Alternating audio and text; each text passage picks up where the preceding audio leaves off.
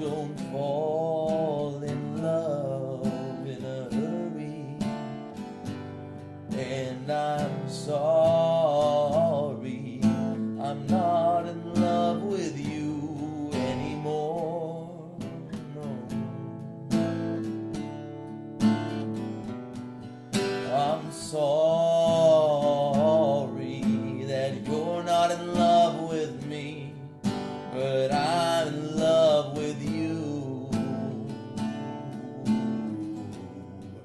I just asked you the wrong question when I asked about whether you wanted to love me too, when you really don't want to.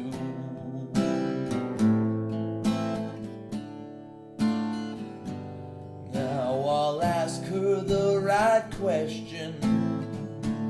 Do you want to go on seeing me?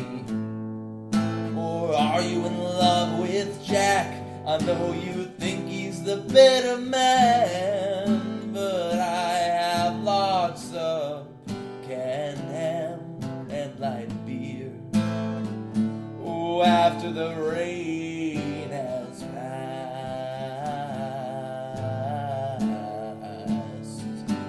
after the rain has passed.